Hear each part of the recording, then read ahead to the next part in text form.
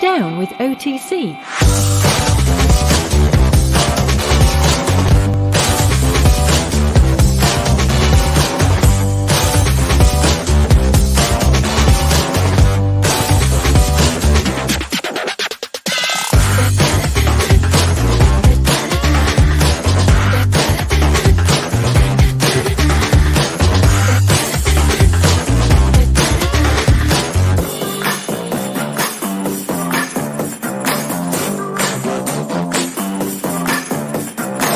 Are you down with OTC?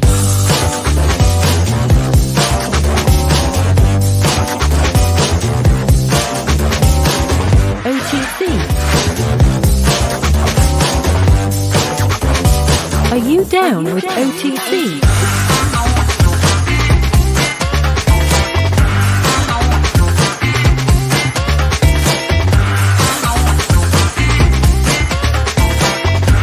Are you down with OTC?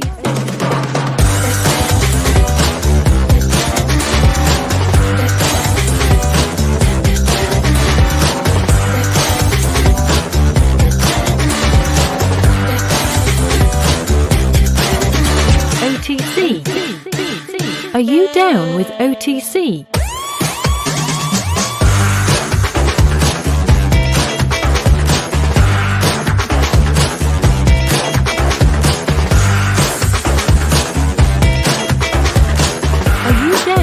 Down with OTC.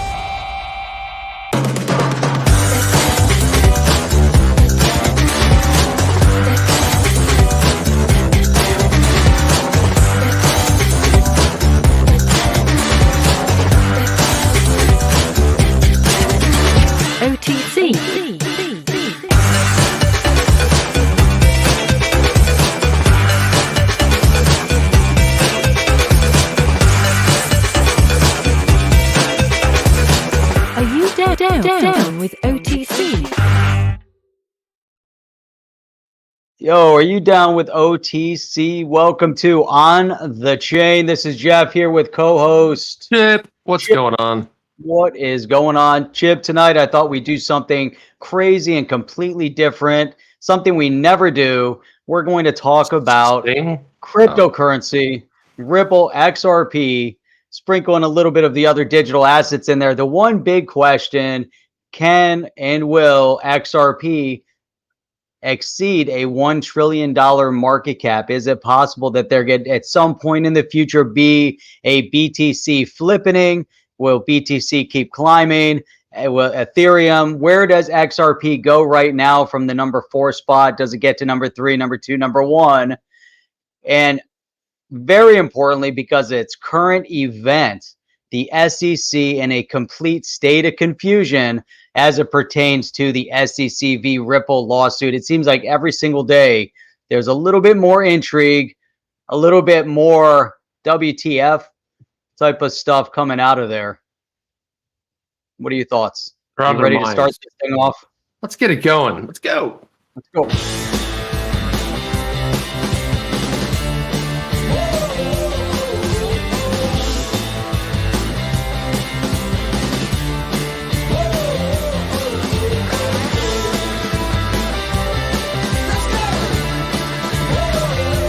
Welcome to On the Chain with Jeff and Chip. And there you have it. There's lots of malarkey going on. So, guys, drop where you're from in the cassettes. Already we're off topic, Oscar. Already with cassettes. Thought you had my back, my man. But no, he's already on the cassette thing. It was so funny the other day, Jeff, when I was doing it solo. They said it was going to keep Chip on topic. He's all over the place. But man, I had so much to go through. You did a pretty good job. I had to stay on topic because I had so many items that there's no way that I was going to get through them all by myself. But drop where you're from around the world. Just drop it in there. Let's want to see what it is. Let's see this. WB saying, hey, let me know what you have when you have the global guy. I think that's David. We're working on it. Gockstein said he's going to come on again, which will be David, great. if you're listening. Yeah, David, I know he watches the show, but he promised he would come on, and I was actually in a clubhouse with him about a clubhouse chat. And I went into the chat. I didn't even say anything. And they brought me up as a speaker. He goes, Chip, I know. I'm going to do the show. I'm going to do On the Chain. I know. I'm like, David, I didn't say one word, man. I just came in here minding my own business. Wasn't even going to bring it up, but he knows. So we'll get him on. Now we're just going to keep dropping these subtle hints, like right now. Subtle hints. Like Ani Brittle, she says, we got Iceland in the house. We have the Aussies in the house. We have Ani Brittle holding down Miami. Beautiful, man. Alabamers and the hinterlands. There we go. Beautiful. Yeah, I thought we saw Dubai fly up there for a second. I always get somebody from the UAE or Dubai, which is always cool. UAE. There you go, Gina from the UAE. But hey, I thought this would be an interesting place to start. Sorry, right here. Go ahead. It's all right. Get started. Hey, just kind of dive right into this. We've brought this up before, and we thought it was kind of interesting that the SEC hasn't brought Jed at all into any form of lawsuit or discussion, or even just hinted at the fact that he had been around back in 2013 and that he's been selling his digital asset, his XRP, with a reckless abandon. Actually, relatively planned out apparently, but he's been selling, but yet they don't bring him up, and he's been selling large quantities. And so Vlad wanted us to kind of touch on it and talk a little bit about that. And is there any correlation with the SEC, and maybe the SEC not even mentioning him? Well, I saw something on Twitter. Somebody tweeted one of those screenshots, the all black with white type on it. It said there's a rumor going around that they think what's happening in the background is that Jed has taken all these secret emails and he's cooperating with the SEC and he's dumping all these emails and he's giving them all this information so that they'll leave him alone. Well, that's an interesting theory, but here's the problem, Jeff. We brought up the whole point of this isn't an attack. People think, if you still think this is an attack on Ripple or this is an attack on every altcoin, and now we've learned that it also includes Bitcoin and Ether. Why? Because in the last hearing, you had Tenero, the attorney for representing the SEC, said that wasn't an official stance when Hinman said that. It wasn't an official capacity, like more of the same, right, Jeff? So what does that mean? It means that there is no ruling then. If that wasn't official, if it didn't mean, if they came out and kind of slipped off his tongue, then it means that the entire crypto industry at large is on trial here. Yeah, Ripple's the name, but it's everybody. So I don't think that holds a lot of water because his project would be right behind that. The fact that they forked the XRPL, the fact that it's the sister sort of currency to, XLM is to XRP, Jeff. I mean, what are your thoughts? I mean, it doesn't sound a little preposterous. Why would he incriminate himself? I don't think he would. I really don't. And like you said, it was a fork of XRP. He went off, did his thing. He had his own, and I think there was definitely a difference of opinion, so they had, their one thought process with XRP and, what the initiative was through XRP. And then he said, he wanted to create this stellar foundation and he moved off and did his thing. That happens in business, and even with these forks, these hard forks, we've seen it with a lot of different assets. So, why would it be any significantly different here? But why would he incriminate himself in any way, shape, or form? I don't think there's any sort of nefarious discussion going on behind the scenes with the SEC. I just think the SEC is still a little bit lost and they're kind of just bumping into themselves, over this whole thing. And a lot of that has to do with the fact that there's no clarity coming out of Congress and there's a confusion amongst the people that work there as far as how to even interpret digital asset. That's a good point. That's a big part of it. Yeah, and I also think too, if you're holding a drink of any kind of an alcoholic persuasion, anytime Jeff says the SEC or shoelaces, like in the same sort of rant, then you got to drink, man. It's like if he talks about their shoelaces are untied, If he says that they're walking, they're bumping into each other, SEC, it's like drink. You have to do a shot. I was trying to think of something else. I wasn't going to bring up the shoelaces. I was waiting for the shoelaces. Bumping into each other with their sunglasses on at night or something. I don't know. Sunglasses, bumping into. I mean, it's a kind of a mainstay. It's something we look forward to all the time. And I there's a lot of conspiracy theories or just theories in general about what people think. Well, I mean, this might be happening. Perhaps this is happening. Bottom line is that last, when Brad Garlinghouse tweeted out, "Today is a good day," it was a pretty good day, and it was weird because BG123 also said today is a great day or something like that. Something along the lines of that. I'm not making any correlation there, but it was like, BG, Brad Garlinghouse? You don't say. And I'm wondering that at some point, I don't know. The SEC seems it over their head. We're going to get to one of these stories here. We're going to kind of jump in because they really seem to be the lemon tree. Oh, wouldn't that be nice? Everybody loves the lemon tree in the back. The lemon tree is awesome. Really? What's not the love? Nice, really? And it has nice fresh lemons too. And it's amazing. You take them off and they grow right back. It is amazing, isn't it? So yeah, it's bloviated length, especially in an inflated or empty way. Yeah, that is true, Professor XRP. That is exactly right. Bloviating is the key word here. Let me attempt to share my screen here. So the other thing that's going on, which I think, we brought this up again before, but this is another weird thing that's kind of happening here, which is so Cointelegraph puts a story out there. It looks like this. Crypto lobby groups are gaining traction in Washington as the threat of regulatory bottleneck looms. The blockchain industry looking to shed negative association between digital assets crime and the threat of additional regulatory oversight looms. Now, this is what was in a tweet, and I had to respond to this. I'm like, except when it comes to the most vital role of all, which is taking a stand, and the SEC v. Ripple, it's like crickets, not a word. They're talking about this in the whole article. Meanwhile, you've got the landmark of all landmark cases, Zippo, nothing. They got nothing going on. Man, you look at this article, man. Crypto lobby groups are gaining traction in Washington. Is the threat of, where? Yeah, exactly where. Where is this traction?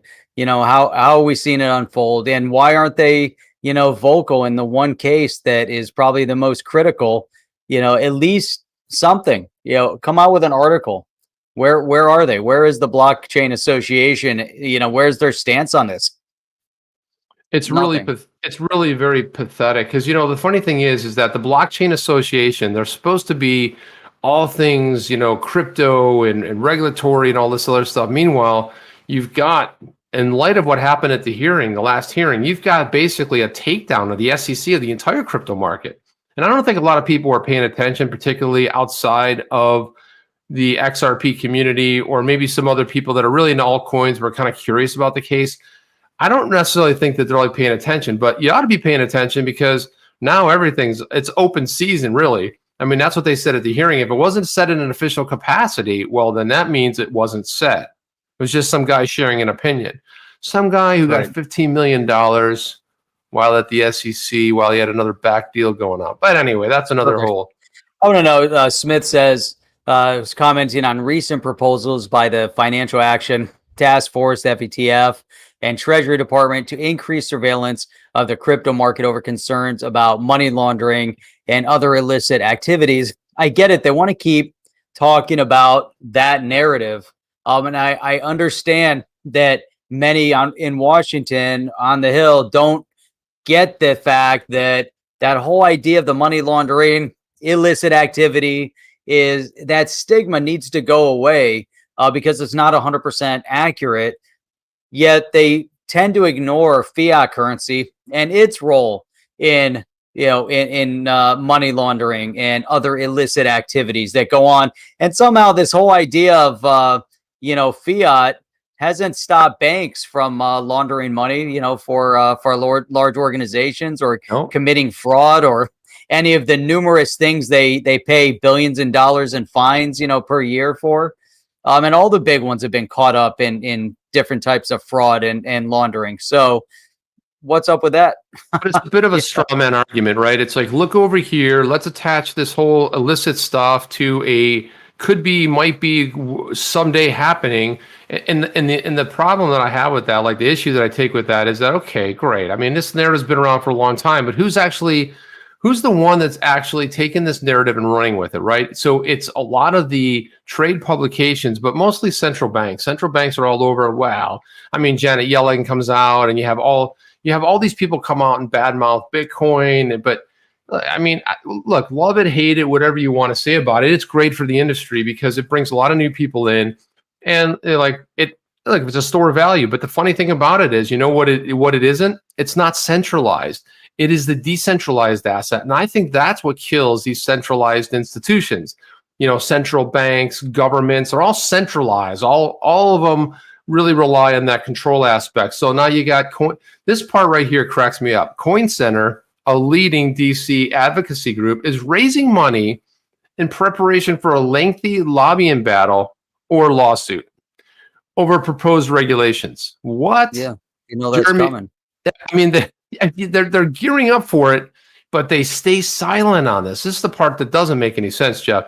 It really doesn't make any sense. I don't know where they're going with this thing, but it doesn't make sense to me. I mean, why would you stay silent on it?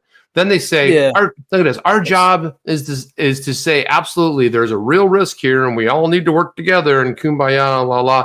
Don't throw the baby out with the bathwater and as many euphemisms as we can actually jam into an article, you know? That's right. Exactly. And why is Grayscale in every article? Grayscale, the world's largest digital asset manager, donated $2 million to the they're the most legit, though. They're the most legit in the space when you talk about brick and mortar mainstream.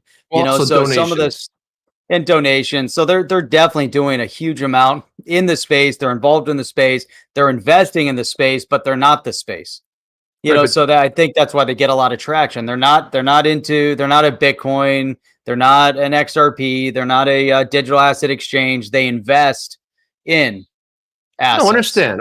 So I think that's why it's a little bit different. Then I say Twitter CEO Jack Dorsey, also a BTC Maximus, contributed $1 million to the advocacy group Coin Center, right? So they got like $3 million donated by very prominent, and they seem to all sort of like go that way. And then they've got the Tyler Winklevoss in here, says that despite concerns about the government regs and the threat of outright ban on digital assets is gone, according to billionaire investor Tyler Winklevoss. And a reason, what Bitcoin did podcast. So you have a lot of BTC maxis who missed the fact that they're not in the clear.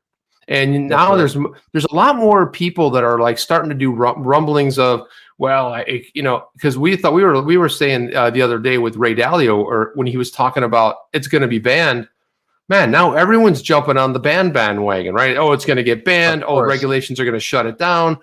There's no government that will allow it to. So they're really threatened by this decentralization. And there's always going to be FUD. I mean, in any space, and they're going to jump on the bandwagon. That's why you got to be very, very cognizant and careful when listening to the mainstream conversations, because they FOMO retail into things and they FUD retail out of things. And right now is a perfect example of FUD spreading that is trying to FUD people out. They want to get the weak hands out. So they push this narrative, and you see it all the time. I mean, it's a consistent theme in the media, in the financial space, that when they want to FUD something, they're pushing weak hands out. They're trying to suppress the price. They want to bring the price point down. They want, others are going to then buy in at the reduced rate, and then it's going to push back up again. And that's what we're seeing. But what were they doing right before all the FUD? They were FOMOing Bitcoin, and they're hyping it and doing all this stuff.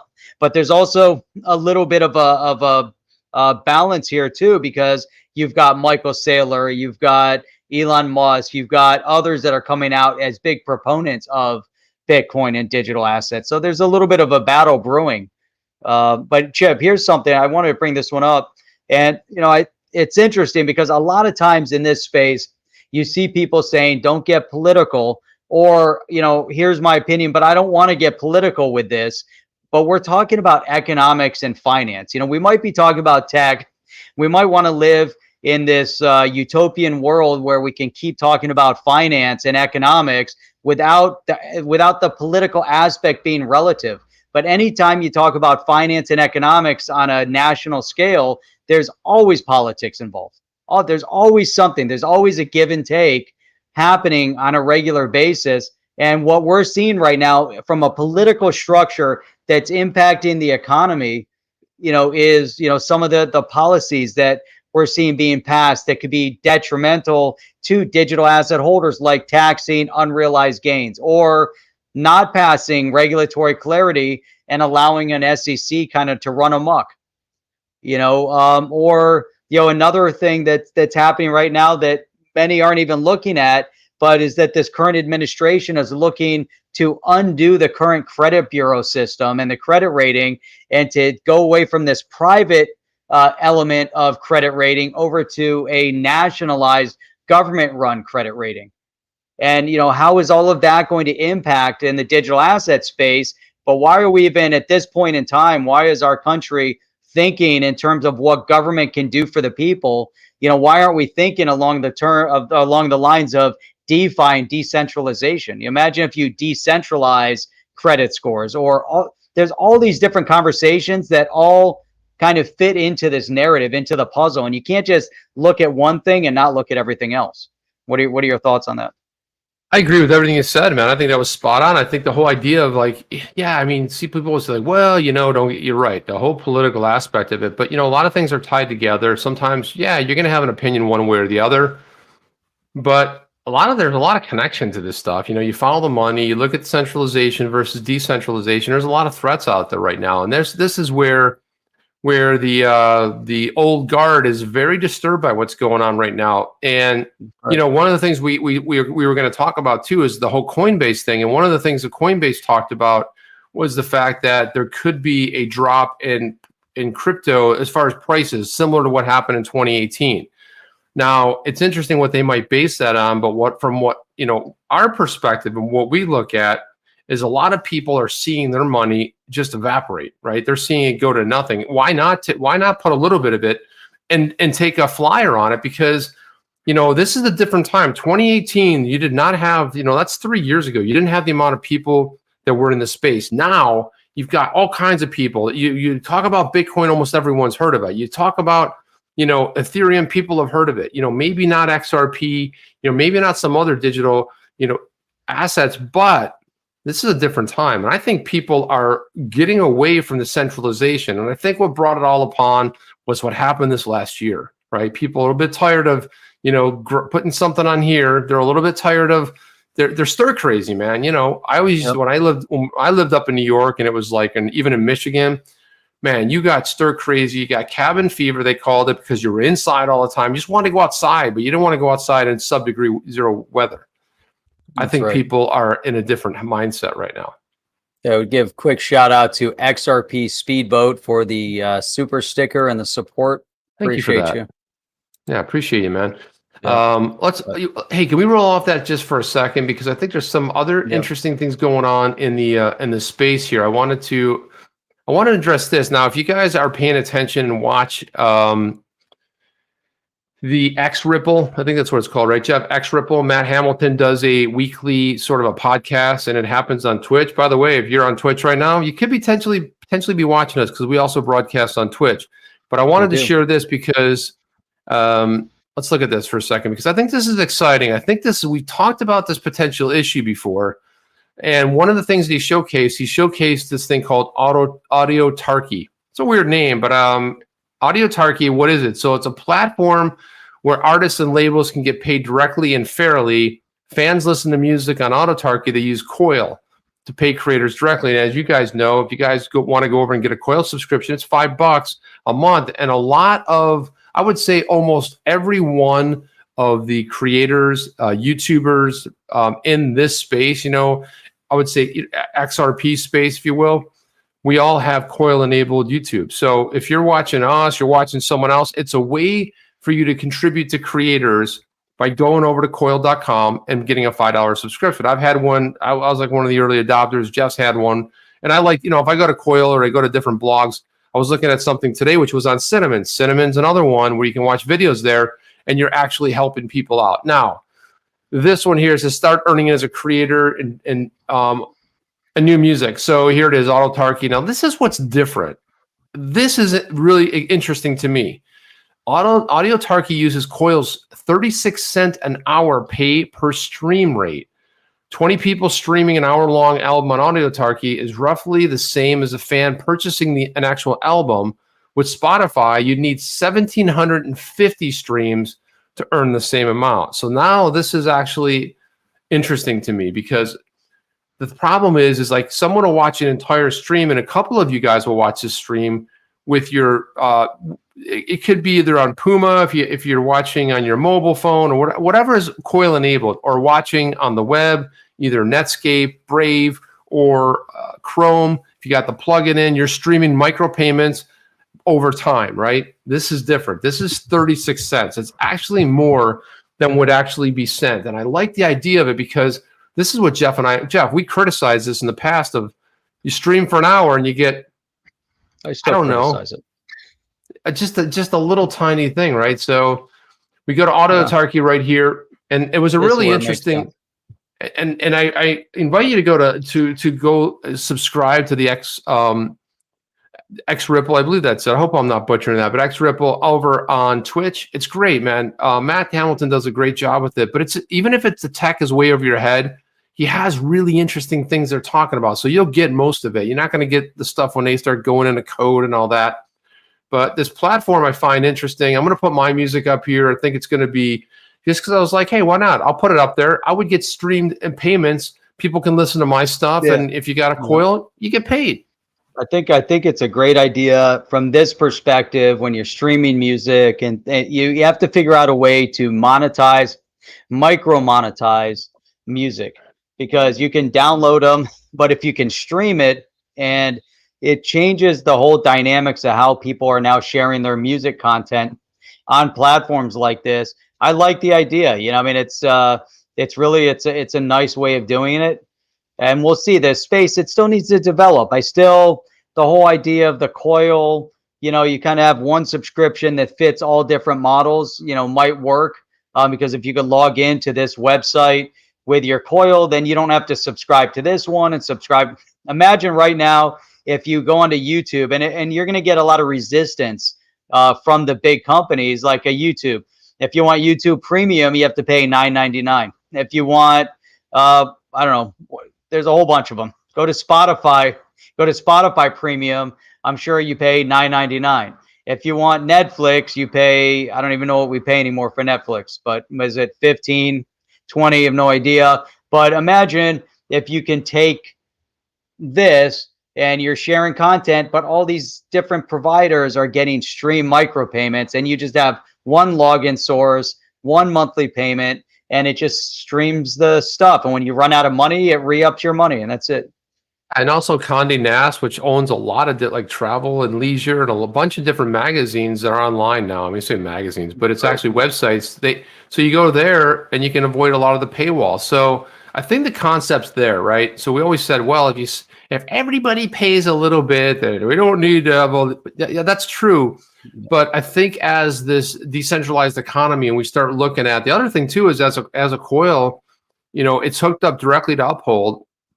Your pointer goes right to Uphold, and you can get it out anything you want. You want it in euros, you want it in pounds, you want it in Australian dollar, you know, Canadian dollar, whatever you want it, you can get it. So, you know, personally, Jeff and I just keep accumulating and keep it in XRP. But check it out. Everything's on Twitch. Got Smithson over there on Twitch. People are logging in through Twitch now. That is so cool, man. I saw Channing over there, and he's like, it's dope. Yeah. That's so cool, man. Yeah.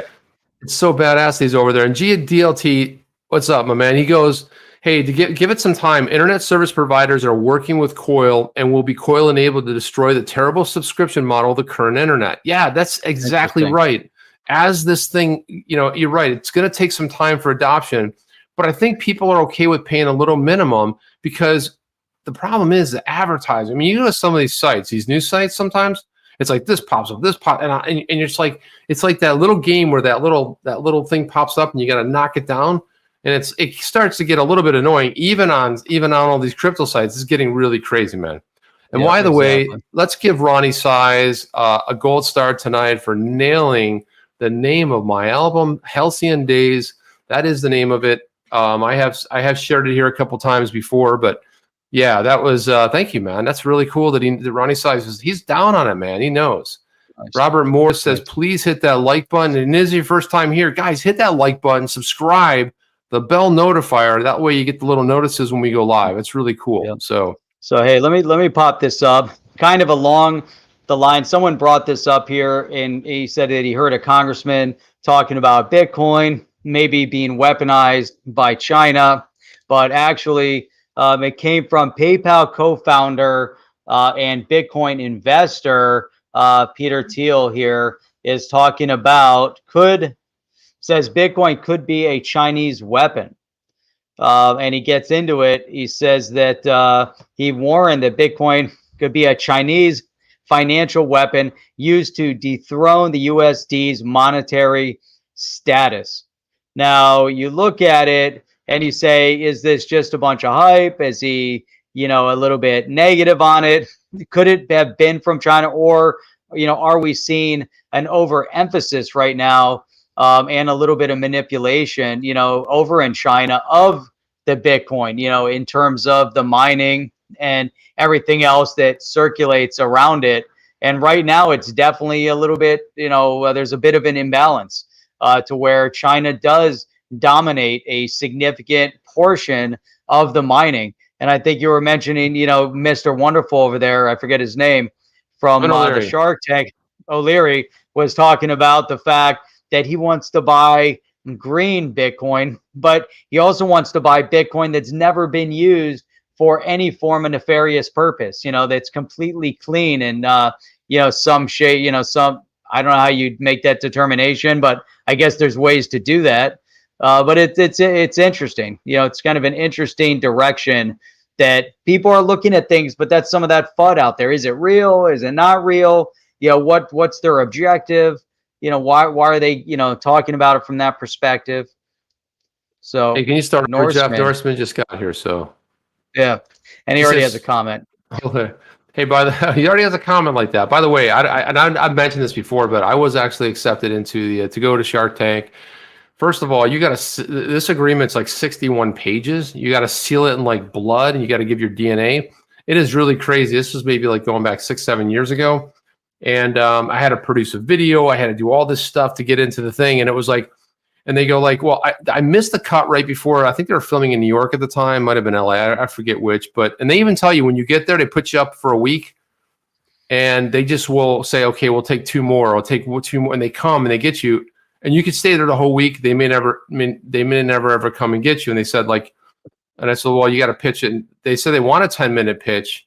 But sometimes those pitches go on for hours. They just cut out the best bits. It looks like, oh, it just happened, and here's $1 million and all that stuff. Could you imagine you go up there for 10 minutes and you're like, hey, I'll throw away my entire life on this decision in my 10 minutes I had with you.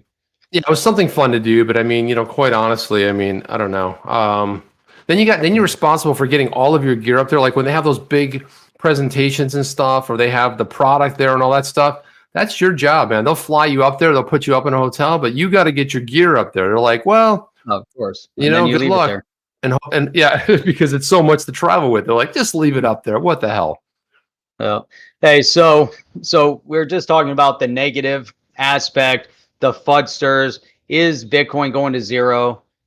Is it going to be made illegal? What's going to happen? We know that we're starting to see a lot of conversation out of Fidelity, out of some of the Morgan Stanleys and all of these guys. Well, here's another one. This is from Bloomberg. Now, there's been a number of reports, JP Morgan amongst them, that is predicting Bitcoin to 150,000. Here, you've got a Bloomberg report that is predicting 400,000 Bitcoin by end of year, by 2021. Holy. $100,000 Bitcoin puts Bitcoin at a market cap, not that the market cap is relevant, but puts it at a market cap of 6.8 trillion. Wow. Yep. That's a lot of jack. It is, man. And there's definitely a lot of good sentiment moving in this direction. But the reason why you have to focus on the Bitcoin is because first mover advantage, this is where all the big guys are talking right now. It's all the FOMO and the FUD and everything's over there. But while all this is happening, the digital asset space is heating up. And we're starting to see that. We talked a bit about it yesterday with XRP. I mean, XRP is heating up. XRP is separating away from the lawsuit, you know, the SEC v. Ripple lawsuit, and it's starting to get a little bit of momentum on its own. Part of it is going to get pulled into the rest of the market. You know, the whole market ebbs and flows, and now it's being pulled in that direction. And as much as the SEC is trying to suppress it, you know, through this case, I'm not saying they're directly suppressing it, but it's going to be interesting, man. I mean, it's just this whole area, this whole space is so different and unique. By the way, I love that Channing's over watching us on Twitch, so it's cool to see the Twitch, you know, notifications in here. He's probably going to get taxed like nobody's business at all. He's absolutely right about that. It's going to get taxed like incredible amounts. So, you know, there's a lot of naysayers in this space. You know, there's always been a lot of naysayers, and you know, one of them is Peter Brandt. You know, we know Peter Brandt. He's not really, you know, he's a futures FX trader. He's been around for a long, long time, right? Really respected in there, but. I wanted to put this up here. I wanted to show this little thing right here. I'm just trying a new strategy, like just sharing when I need to and then dumping it so it doesn't crush the memory, hopefully. So Brand put this up here. This is called a compound fulcrum and can be a quite powerful buy signal, XRP to BTC, right? So all of a sudden he's all, you know, talking about XRP. And I was like, hey, did Brand have a sudden change? Have a change of heart, and I tagged I tagged two people, British Miss, you know her, she's on Twitter, and also Rob Licker, we've had on the show. Sorry, Rob, get you in there. So, and Rob Licker too, because I saw their comments from an earlier post that I'm going to get into here, and hopefully, let's see. So this is what he had tweeted, and then XRP Crypto Wolf put this up. He goes, "Hey, is this you?" And then this is the one from March, just a couple weeks ago. He says, "So all those who swallow the XRP ripoff narrative from Ripple Labs, hook, line, and sinker, how's your stash doing?" Right? And XRP Crypto Wolf, yeah, it was a couple weeks ago, right?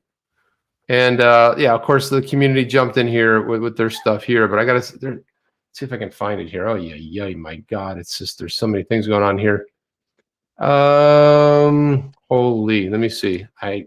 The thing about Twitter, it can be unpredictable sometimes, especially when you do that. And yeah, always yeah. So anyway, there were some. They had made some comments in here.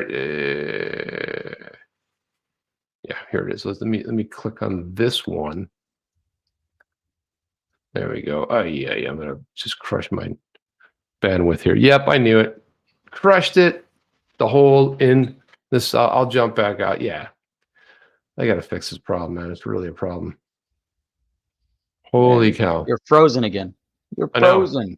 That's because they put out lousy software. And anytime, you know, it's just, this is the thing. So all those who swallowed it, it says, so Rob Licker's here. I'll go out and come back in. He basically said, hey, the charts perhaps favor you at this juncture in time, but maybe be a little bit more charitable. As you know, the SEC may not prevail. And should that happen, well, there ain't any chart for that. Just saying. British Miss said, a bit mean-spirited. I will say it was a bit mean-spirited. There's no doubt about that.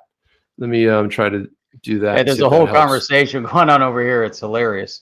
So go ahead. I'm going to come back in. Where does it go? Oh, good. He left. So it's just funny. I'm looking at New Jack Johnson brought up that I'm laughing at stuff, but then Shihab, he points out, I'm reading some of the comments. So it's hilarious as I'm going through the comments, but you can't, you know, just funny, you know, to read the feed over here. And sometimes it fits into the narrative, what we're talking about. Sometimes it doesn't, but I was just saying that New Jack Johnson saying, he goes, come on, just let it, just laugh. But I'm trying not to, you know, disrupt everything. So Shihab's talking about that. He said, I laugh and then I stay quiet. Don't comment on anything. It's just funny. Try to read the comments while staying involved in the conversation and trying to stay focused. You see me laugh all the time. I laugh all the time. You know, I'm reading comments because they make me laugh, and I'm like, okay, well, you know, fair enough. They make me laugh. So here, let's put this on. So this was the article right here. This was the veteran commodity trader, believes XRP could soar higher against Bitcoin, according to his latest tweet. The XRP BTC pair formed an extremely rare compound fulcrum pattern, which is used by point and figure chartists. Brandt says this could be a powerful buy signal. The compound fulcrum, let me just see if I can make this bigger, which can be spotted only once in a few years. It's kind of like one of these like star formations or planet things happening. Once in a lifetime. Once in a lifetime, right? Talking Heads, great tune. Usually indicates that a certain asset is ready for a trend reversal after bottoming out, according to Brandt's explanation. He says the compound fulcrum is always a bottom pattern, never a top. It occurs, it forms a complex H&S top pattern after a prolonged and extended decline. XRP is up more than 72%, as we know. It was around the dollar level for the first time since March 5th of 2018. Brandt has a scam. Right, he has been saying it's a scam. It's a scam. So yeah, he has been a little bit forthright with his criticism in it. But you know, look, I mean, he's also a guy who looks at a pattern and goes like, "Hey, this is that fulcrum, the rare double fulcrum / 7289. I don't know what it's called." Oh, forget Oscar. Compound fulcrum is what I'll have my missus call me from now on. I prefer to be compound fulcrum, please. Yeah, the compound fulcrum. From now on, you'll refer to me as the fulcrum. Well, by the way, I have Siri refers to me in a special way too. It's like, "Hey Siri, who is this?" Let me listen. No, "Hey Siri, who am I?" Ah. I gotta say, oh, always right. "Hey Siri, what's my name?" You're Steven, but since we're friends, I get to call you Badass of the Universe. Damn right you do. So Nice. since we're friends, she used to call me Badass of the Universe, because that's what I told her to call me. Listen, badass, but not just the planet Earth, not of Florida, not of the U.S., not of planet Earth, the universe. You had to set that up, didn't you? No, I've had it in here for a long time. Oh, okay. Sweet. Do you know who Jeremy Allaire is? Of course I do. He's Circle Guy. You know this guy? Yeah. So how do you like this? He said USDC is halfway to flipping PayPal. I think that's pretty massive. Wow. You know, a stable coin hasn't been around that long, but from a payment perspective, so right here, he's made a bold prediction that the company issued stablecoin is on track to surpass payment giant PayPal in terms of transacted dollar value. It's so massive that a lot of these, even a PayPal is considered a brick and mortar in terms of what we're looking at with the new fintech, the new digital asset space and everything. But look what it says here. In the last year, there's been over $500 billion in on-chain USDC transaction volume. For perspective, that's 50% of the total volume for PayPal in 2020. Flippening coming soon. And we're seeing this commentary across the board. One of the other things that JP Morgan, I didn't put it up here, but JP Morgan is even referencing that fintech is a threat to the existence of banking. And they look at it as a threat, as a direct competition. But I say, man, where have you been? You know, because it's definitely been there. It's already happening. And you know, is it going to replace banks? I say no. I say that we're seeing the formation of the new banks. Yes. Yeah, the new banks. You know who that is? It's you. It's you, and you. We are the banks.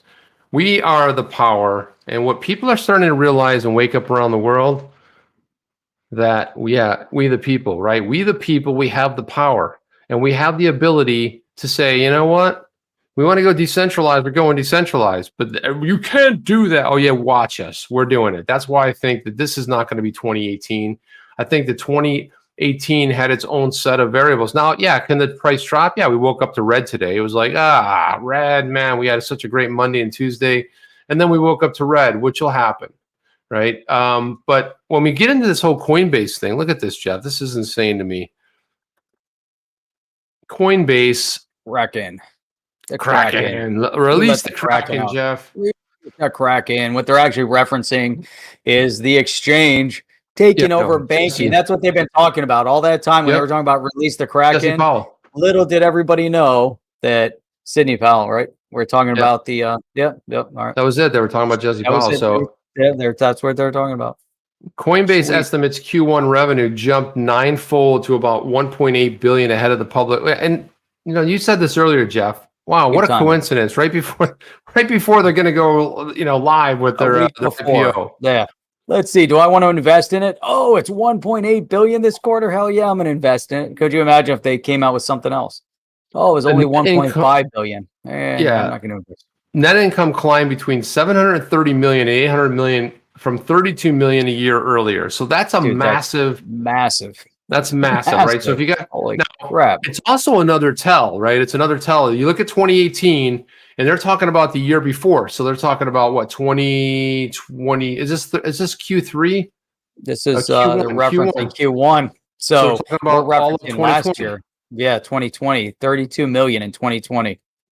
So look at the jump. So, and they're going like, well, no, it's going to be an average year. It's probably going to be like 2018. No. You can't put that genie back in the bottle. And this is an extremely important tell because, and again, I know Coinbase, I know people have their opinions of it, but I happen to recommend it to newbies only because I know that it's going to do them well. It's very insured. And I think the onboarding process is pretty easy. And they go, what do you use? I go, well, I use this, this, and this. And they go, oh, should I use them? I'm like, no, stick to Coinbase, stick to Uphold, stick to those two because stick to the easy ones because, and Uphold's not technically an exchange, but I do like to purchase there. I mean, it's one of my favorite places to go. They're more of like, because they also have other things on there too. You need to buy Tesla, tokenized stock and stuff like that. It says, so companies, if you scroll down a little bit, keep going. Go to the chart. There you go. Look at this chart. Look at that. Q1 of 2 years ago, 66 million. 1.8 billion. 1.8 billion. Man, 2 years. And so look at that growth. And look what they say. Well, we're probably going to go back to 2018. This is Q1 of 2019, a year later. Oh, well, a month, really. It's Q1, right? So it's Q1 of 2019. But that bull run happened from 2017, like November, December into 2018. And they're like, we're going to go back $66 million. They had a good 2019, kind of went down. You start seeing it ramp up and boom, that's moonshot right there. Look at a year ago, dude, even a year ago for quarter one of 2020, 191 million. The growth from 2019 is massive. 66 to 191. So it goes up by 3 times. And then 1.8 billion. That's sick growth in 1 year. What happened between Q4 and Q1 that it doubled? More than doubled, almost tripled, more than tripled, actually. Like that blockchain backer intro where he flies up the thing. It's like he's, that one where he and that open where it like flies up. That's it. It's like, it's just massive. Dude, it's insane. When you look at it on a graph like that, and then you look and say, okay, that's their revenue. What was Coinbase doing to increase that kind of revenue? From Q4, they more than tripled. They almost 4 times their revenue. It's big. It's big. What were they doing? That's massive. I mean, but it's a good tell too. But also too, I think the other thing is they really the last couple of years, actually about the year or so, they really brought on their institutional what do you call it? Custody. That was like a big thing for them too. So they've got billions and billions under custody. So that's the other reason that I like the fact that they're pretty well insured. They're regulated in the U.S. here, so that's why I tell newbies go over there, go on Uphold, because you're going to find an easier process to actually purchase. And Binance.us is pretty decent too. I like that exchange because there's a lot of coins you can buy there that aren't really available on either Uphold or on Coinbase. So, I think that was pretty much it. Dude, it's big. April 14th is D-Day. That's their launch date. That's their direct listing. So it allows any of their shareholders, any of their pre-buy-in shareholders, their investors, any of the owners, any of the employees, anybody that holds stock will be able to sell. I assume there's no lockup period. Maybe there is. I don't know. But there's basically, the company said it plans to register nearly 115 million shares of Class A common stock. And that's all going to drop on the 14th. Now, that doesn't mean it's going to drop 14th at No. 9:30 a.m. when the market opens. It might be at 10:30. It might be at 11. Might be at 12. I know I was waiting for weeks and weeks and weeks for Roblox. And when Roblox finally dropped, it said it's dropping. Then we're trying to get in, but it wasn't there, wasn't there, wasn't there. And then all of a sudden, it was there. Like it just shows But it was up at like supposed to open at 40. 11:35 or something. But it didn't open at 40 like they thought. I think it opened up higher, like 65. It or something opened like at it was supposed to open at 60 something. It opened at 65, and by the time all the excitement was going on, the buy-in was like 67, 68. But they said there were earlier investors that still got in at the $40 mark, and then by the time it opened, there was already private share buying ahead of time that pushed it up to $60, $65. Which what we're going to see with Coinbase now that their valuation is 1.8 billion, cross that, divide that into 115 million shares, you kind of get an idea of what their opening is going to be, and who knows where the opening will be here. It's just going to blow up. So Channing Smithson is predicting there will be a tremendous amount of FUD before the 14th. Yeah, I think that's a pretty good call right there. There will probably be a ton of particular FUD going on. But look at this, a significant drop in crypto prices like 2018. Anytime you go public, the first thing you want to do is you go through their filing and you want to go to the risk, right? The risk section talks about what they're at risk for and what they're nervous about, or whatever they disclose, right? So it says it makes money off volume of people transacting on the platform to buy and sell currencies, had 6.1 million transacting users, or MTUs, for 3 months. It ended in March. It said the forecast this year, given the inherent unpredictability of our business, we're providing a range of possible scenarios. So this is just sort of like this is what they have to do, and they're being conservative. They're going to say, well, we feel like there's going to be a drop, and if there isn't, then they're heroes, and if there is, they're spot on. That's right, exactly. Man, here's I didn't even think about this, but Organic FUD brings it up. Gensler and Coinbase on the same day. Reflect on that one for a minute. Okay, I just reflected on it. Probably a coincidence, but it's something. That's crazy. I just reflected on it, Jeff. Nice. All right. So other good things are happening inside. Again, this is more on the tech side, but I think this is key too, because I've seen a lot of other projects go this route, and I wanted to share this too, because the XRP ledger developers received Python implementation. Now, Python's a language, and a lot of people code in Python. So I've seen a lot of projects move over to Python, and they're like, well, why is it important? RippleX, I've been saying XRipple. It's RippleX, of course. RippleX engineers announced that the XRP ledger, a decentralized platform for XRP token related assets, now has one more implementation. And oh boy, here's all these ads again. Hang on. Oh, you gotta love the ads. Ads are awesome. Here we go. Boom. Team at RippleX develop platform focused on XRPL-oriented solution, released a brand new library that significantly eases the process of coding on the ledger, XRPL. The new implementation, dubbed XRPL-PY, which sounds like pay, is written on Python, one of the more popular programming languages. We use it in our company, Python. And this is cool because, I've seen a lot of projects go this route where they're they have libraries for different languages, and now they're offering Python. So what does that do? It really opens up the ecosystem to more devs who want to get involved in it. And you're a full stack developer, and Python is one of your go-tos. It's like, okay, boom, now you got the library, and now you can go to it, right? So that's always a good thing. Man, I like it. Python is a cool language. I was I was teaching myself Python. It was really cool. Also really cool snakes too until they're not, Jeff. And then next thing you know, they're eating. It's like, hey, it's taking over the Everglades, and they're eating alligators. And then next thing you know, they're out in back of your house and wrapping around your trees and going after your pets. They end up in toilets. I don't know how that happens, but here's the official announcement right here from Team RippleX. Python, baby, right there. Let's see. One of the more popular languages, obviously, in the world. Library opens a significant amount of functionality to Python devs.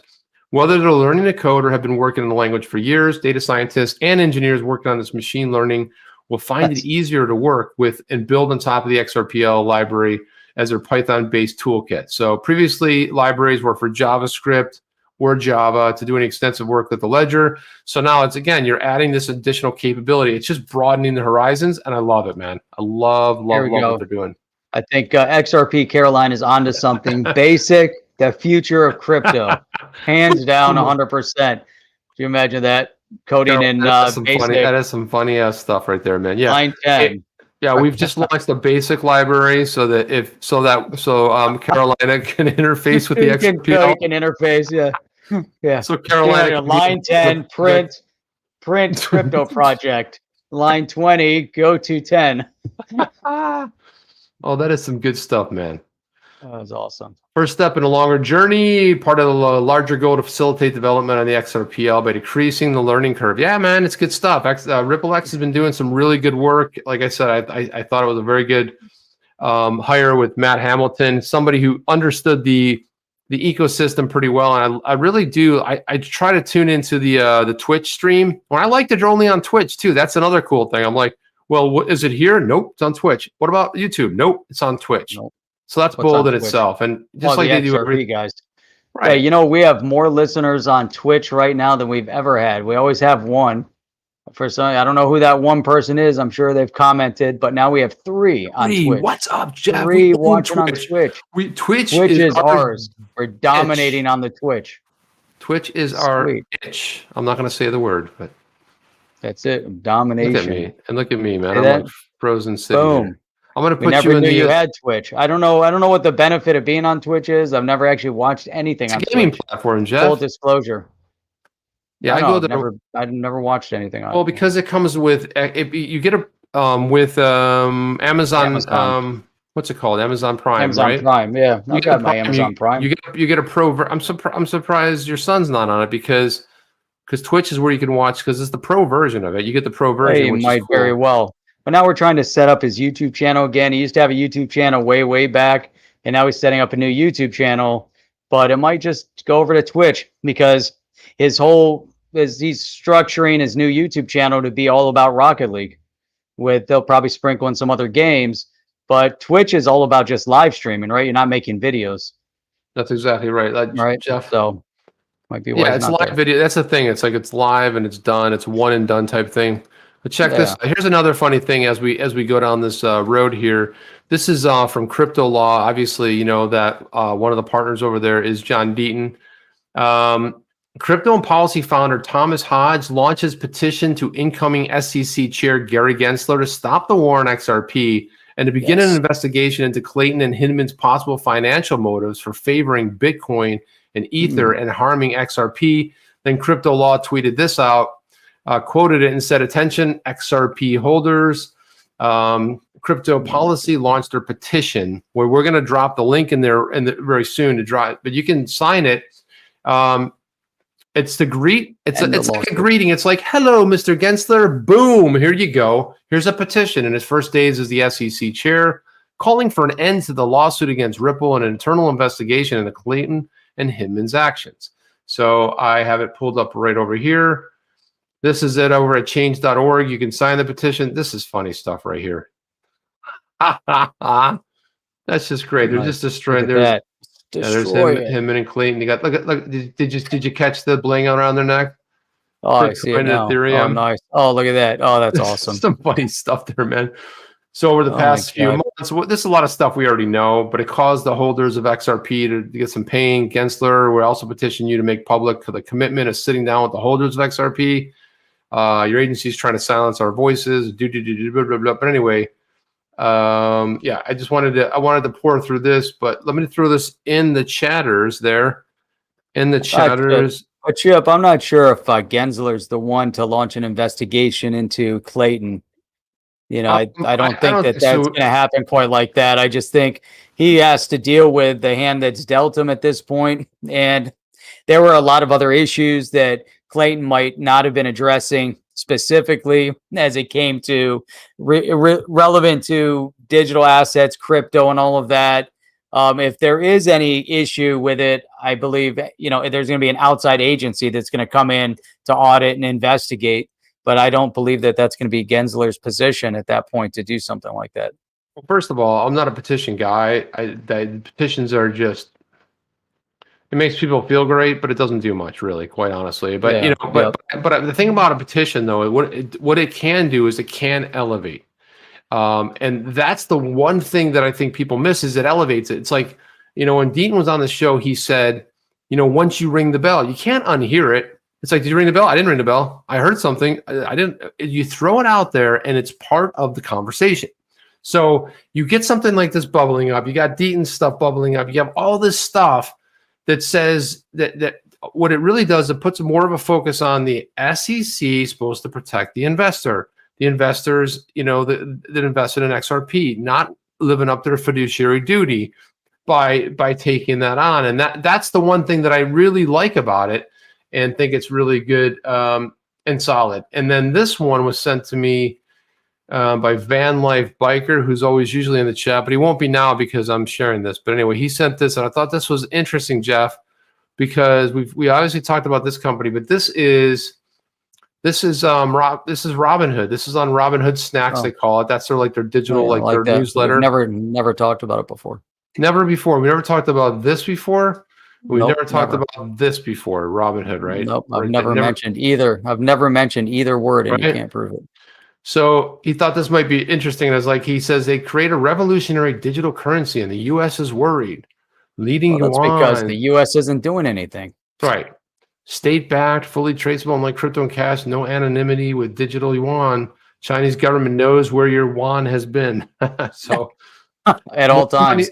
More money control, more control. Beijing's testing the digital yuan. So what? The only reason why the U.S. is worried is because of the influence that they're going to have, regional influence. But one of the motivations with all of this is that they do want to displace the power of the dollar and its influence in the region. And little by little, they're going to try to chip away at it. But the Chinese know that their monetary... I did say chip. Okay, they want to chip away at it. But the Chinese know that their currency won't have major influence in any other of the major markets. They're not going to influence Europe. They're not going to influence the U.S., but their influence will be regional to start with. But that region could grow. Who knows, where it ends up going. But it's all about that Asian region to start with, and then maybe start tapping into some of the Eastern Bloc countries. I doubt they can really reach out to those Eastern Bloc countries. There's a little bit of a stigma here. So, I don't know how they're going to, break that influence. Well, I mean, they correctly assessed it, saying the digital yuan is a threat to the dollar. It's because they call it the Superman, but it's the global currency, reserve currency, stable and reliable. It's made it the world's for international purposes. Think Canada buying oil from Mexico in U.S. dollars. That's why they call it the petrodollar. And USD is used in 88% of foreign exchange trades, and the yuan is used in only 4%. So yeah, everybody in the world wants to get away from the US dollar. But this is where I think we're going to be better off in the future, because I think that as time goes on, digital assets are going to become far more important. And Jeff, It's really weird. I just looked at the time and I'm like, I don't know how this happened. But I was about to cut it off. I don't know how it happens, Jeff, but it's like I was right in midstream talking about something really cool. But anyway, I just wanted to say that. Yeah. I want to thank everybody for showing up here. I want to thank our 3 users. Thank you, 3 users on Twitch. One of them being Channing Smithson. That's really cool. The other being everything. Everyone being everything. Is that who it is? Anyone up there? Yeah. I don't know who the third one is. Yeah. We don't know who the third one is. Okay. Everything. There you go. Everything 7. So I don't know. I'm trying to put Stop this hitting up. buttons. Hit the hitting button, peeps. Subscribe, and if you're feeling a little wild, hit that notification bell. Oscar speaks the truth. Thank you, sir. Go ahead, throw yours up there, Jeff. Okay. There's the other one. Another viewer. Oh, another viewer. That's who it is. Extra earrings. Oh, there's a couple more. Look at that. There's 1, 2, 3, 4, 5, 6. It's actually 6. So our numbers over here are reflected inaccurately. We're gonna have to. So we have Twitch 6 people over on the Twitch. On the Twitch. Twitch is our itch. The Twitch. Twitchers, there we go. We got another Twitcher. It was me, the 3. I'm in. It was me. It was me, the 3. It was me, the 3. That's really good, guys. First time we mentioned that, but it's great. We always have 1 viewer and they drop off like in 30 seconds. Maybe 40. Our OTC coin straight to the moon. Oh, Jeff, I forgot to show our new designs. The way. Oh, you got some new. All right, we got to drag this on a little bit longer, even though tomorrow is a new day. Let's go a little bit longer just so we can get into I mean- some of the merch, some of the new design, and then we'll talk about tomorrow and all that other good stuff. Come on, pull that up. Let's see what we got. And hopefully I'll get mine coming up. I ordered some of these shirts. We got this whole merch store going. We've got some designs. We're doing all this great stuff, but we're not going to open the merch store up to anyone to buy on it until we actually order stuff and see what it's like. So hopefully it'll come in the next couple days, but it's like 10 days to order shirts on the platform. That's right. So here we have, oh, this is what I wanted to get into right here. Let me show a better picture of this. Sorry, let me just cue it up here. Oh, man. Subtle Features is running a school. The Remit University in Melbourne is offering blockchain and business degrees. Australia is moving ahead. Australia is definitely moving ahead. There's a lot going on over there. But while you're looking for that, just want to let everybody know tomorrow is Thursday. We're coming up on the end of the week. The great thing is that here on the chain, we stream 6 days a week. So we're streaming in the evenings, 8 p.m. Eastern Standard Time, Sunday through Thursday. So tomorrow's a new day. Got a lot more to cover on tomorrow's live stream. If you're brand new here and you've never been to the On the Chain and you're looking at our community and saying, hey, this is an awesome place to hang out, want to make sure I make it back, well, you can easily find us by hitting that red subscribe button. Hit subscribe. That way, you're sub to the channel. But if you really want to know every time we post a live video, hit that notification bell, because you'll be notified every time we go live, and it helps the algorithms of the channel. And hit the thumbs up. So it'd be cool. 366 people in here. We touched over like 420 at one point. Hopefully we have thumbs up to match. But let's spend a couple minutes. We're going to go over some of the merch designs, and you guys can check out some of the things that we've come up with. This is one of them. This is On the Chain Crew. This is the moon mission right here, established in 2021. But this is like the official OTC. You're part of the crew. The moon mission. This is what the back looks like. Well, if it'll even come up, I don't know. It's not going to. It's not going to. Don't worry about that. But anyway, so there's a regular typical one with the logo shirt on the chain. And then there's the back logo, which probably will have some issues. I don't know. There you go. So this is like a cool distressed version of the logo. And that's the back. That's the back of the T. And you got the front with the little sort of like up there. They come in different colors too. And then does anybody have a cool, badass looking face mask? So you can get the crew and a face mask. You can get the official On the Chain Crew moon mission right there. And it's folded up. But I mean, it comes flat, looks like this. But then it folds out like that when it's on your face. Obviously, it opens up a little bit. But hey, man, if you're going to walk around with one of these silly things on, damn, you can be walking around as part of the crew right there. And then there's some other ones too. You got the XRP, not 100% sure, but I think it's magic. You got the other one, the OTC distress logo one. And then you've got the regular one too. And then there's a host of other ones there. There they are, the merch store. You can get a cool bottle like this right here, which I got to order too, because I'm gonna trade it in for this one here. But you got OTC on one side, and then you got the live on the other. Whoa, check that out! Sweet, that's a sweet water bottle. And then let's see, we got mugs too, guys. So there's mugs too. But there you go. You can get the same thing front and back. There's the crew. There's the distress logo. There's the XRP. And yeah, that's what we got, guys. So I know I don't know. It's magic. Where's the 100% sure? I'm not 100% sure. Is that there? Did you show it already? Right there. Oh, there it is. Boom. Look at that. Oh, that's cool. That's sweet. That's a cool coffee mug. Badass. Have to get those. Yep. We also have the tumbler too. I'm trying to think where the tumbler is. But look at that. Look at that. That's a nice vote of confidence right there. No other channel can do what you guys do. Honest, you're the best. We try our best. Thank you, New Jack Johnson. So this is what this looks like. So this is like one of those, it's like a Yeti, like one of those tumblers, or like a Takaya, what I have right here. We just got to start promoting our own brand. But you got that. You got the distress logo with the OTC logo on it, and then you got the crew, the on. Oh, look at that! Oh, look at that on the chain. Nice. Where's the hoodie and the turtle hat? The hat, we still got to do the stitch out on the hat, but we're going to have hats available too. There's going to be some cool hats. Also, there's bags and stuff too, like accessories, stickers. Like you got bags, everything too. Like you want to, you go to the grocery store This is like a gear bag, you know, like you throw all your gear in it, you know, your battery chargers and all that kind of stuff. And you got this one here.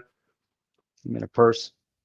It's not a purse, Jeff. It's like we always use recycled bags at the stores, you know. So this is it right here on one side. Yeah, that's awesome. And then on the other side. But what's Like cool about what I like about the tote bag. shop is like you come to a design and you have all these other products that you can get it in, right? So somebody wanted to know about a hoodie. Here's the hoodie right there. It's got it really nice in the back. And you look on the front and it's got the mission right there. So That's sweet. so yeah, we have long sleeves as well. If you got a long sleeve, we got them in women's colors and different colors. Yeah, Some of them. sweet. So there you go, man. That's Awesome. what we have. So yeah, that's the merch store. Yeah. The store right there, and you know we'll be opening it up soon. We just want to make sure that it's good quality, guys. We don't want you guys to get nasty stuff, and really appreciate that. You guys rock. Check it out. And then we're gonna do all the digital asset logos as well. So you're gonna get the Bitcoin. It'll say the Bitcoin. You'll get XRP. You'll get Ethereum. Whatever you guys like. Might even try to make one that's a Doge.